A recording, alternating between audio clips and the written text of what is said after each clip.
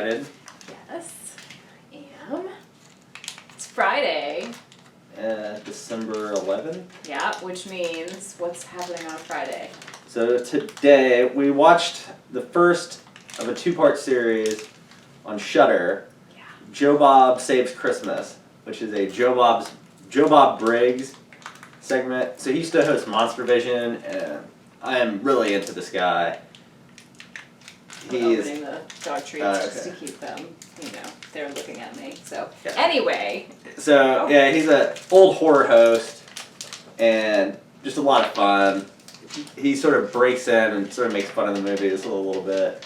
He's always famous for his drive-in totals, which were stuff about like 4 dead bodies, 6 naked breasts.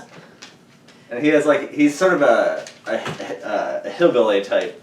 He wears like a bolo. He's a Texarkana type guy. Yeah. He's pretty charming though.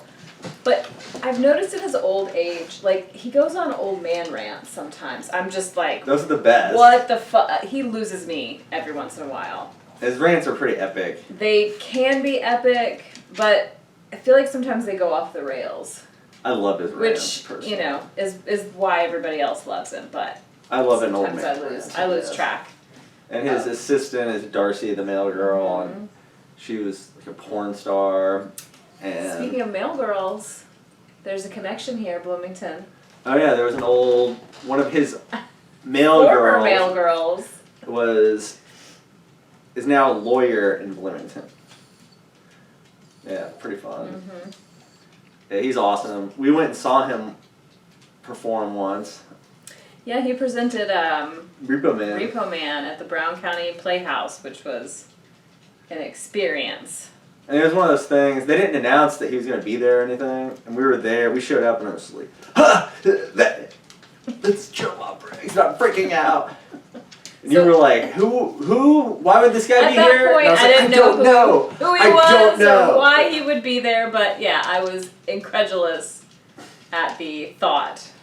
And yeah, he gave drive-in totals for Repo Man, and I tried to figure out how to get video of that and stuff, and I went through Joe Bob's assistant, and she or he said that it was most of those sort of things aren't filmed, but they are considered the property of the Playhouse. So did you check YouTube? I did, but I couldn't. It was just old Monster Vision stuff.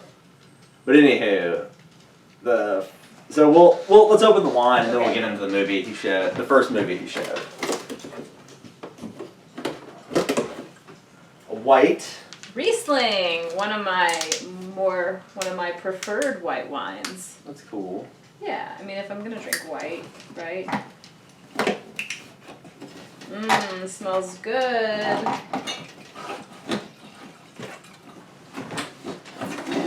This is Belgian white, or white on white here. White on white. White on. Let's try this. Joe Bob. Yeah, it's not bad. That is sweet. It is a little sweet. That is like the sweetest Riesling I've ever had. It's good, but it's what? That's sweet. You would like this, I think. Is it wheat? Wheat so and white. Sweet?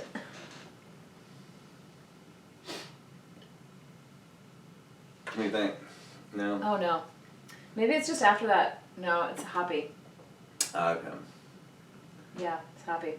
So, the movie we watched tonight was 3615 Code Père Noël, which is a French movie from 1990, and it involves a home invasion where a kid is left alone in a giant mansion With his grandpa. And the kid is some sort of prodigy and basically tortures this guy. I think the guy tortures him, but... He's an asshole. He's trying to murder... He's definitely a child molester. Okay, so It's much darker than another movie that came out in 1991. Home Alone. How these two have anything to do with each other, we don't know, because the fucking Père Noël was like, this guy was like either crazy or psycho. He was definitely a child molester. He definitely had murderous tendencies. Was he special? Like, did he have a learning disability? It's all very like, what in the fuck is going on? So he became a Mall Santa. Mall Santa because he overheard these mall Santas talking about how they get to kiss the kids, and he would got real fucking rock hard, basically. So and apparently this guy does the voice of a bunch of famous American actors in French movies. So if there's an overdub, but he did not speak. He barely spoke. He barely spoke. And when we did, it was all nonsense. Yeah, it was Home Alone, except the kid had this epic mullet. Oh my god. And he wasn't cute like Macaulay No, Culkin. it was like... He was a little hard-nosed kid. It was so bad. And his glasses. And he had these... Like, there was this one scene where he's, like, in the attic, like, typing away on his computer with these little glasses and these puffy sleeves, and his mullet is like, mullet! Can we find a oh yeah, we'll find it still. We will show you that at the end. And it is like, what is going on? Like, it was just... It's a totally insane movie. Yeah, it is insanity. I was going to go to bed, and I ended up staying up to catch the end of it. And, like, I lose interest in movies like that. But I was like, I gotta see, let me grab the popcorn and see what's going to happen here. Because I had no idea where that movie was going to go. And so earlier, you're going to go to bed. Exactly, yeah. Yeah. And right. This is always so hard. I know. We had time travel. So yeah. So anyway, yeah, totally insane movie, but it was a lot of fun. Yeah. And totally ridiculous. My favorite part is when, so this is 1990, and the kid has some sort of computer that is, it's got no wires coming out of it or anything. None. But it's got a realistic interface for the time, I think. And it is somehow connected to the internet, even though there are no wires or anything. So apparently by Wi-Fi. And then the Santa is talking to him. So the Santa was fired from the mall for slapping a child.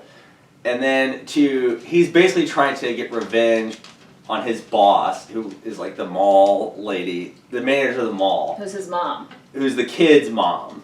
So that's the whole reason for the attack. And he's going to murder this child for whatever reason, I guess. And does kill the dog. He's gonna maybe kill the grandpa too. Yeah, that Two was thumbs really, down for that. really sad.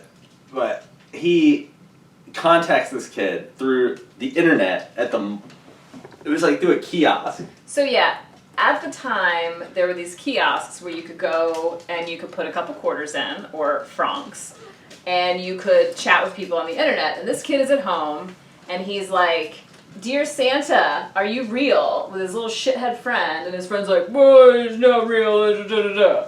And he's like, he gets an answer. And it's this fucking guy, it's this crazy guy at a kiosk, like, "Of course I'm real. And then, do you want to play a game?" Give me your address. No, don't give him your address. Like, do not give a stranger on the internet. And he's like, "You should know my address if you're Santa."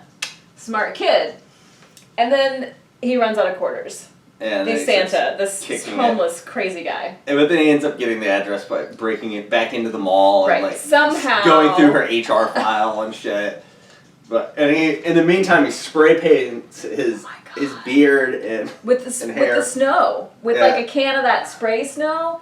And afterwards, I mean, he does his eyebrows, like he does his whole He head. had crazy eyes the rest of the movie. He had bloodshot eyes. So he's like huffing probably. Definitely high off those fumes. It's hard to say what his motivation was exactly, but he was a complete psychopath. Absolutely. And this 100% kid, correct. These people are fucking macking it hard. It was like they're in a castle. So there was these aerial shots. Chateau. We don't think it's real, obviously. At the time that wasn't possible. But this fucking place is like massive. I mean, it's like is this in France? Oh, it's like the think? Hearst Mansion or something. So then he goes into this, like he has all these secret passages, and he goes into this land of toys, like behind Narnia, behind his dresser. There's a Narnia. He goes through the wall in his wardrobe, and out he comes into this fucking crazy area where all his toys are, and all his father's, and then all his grandfathers, and all his great grandfathers, all of these toys. It is, and then there's like this.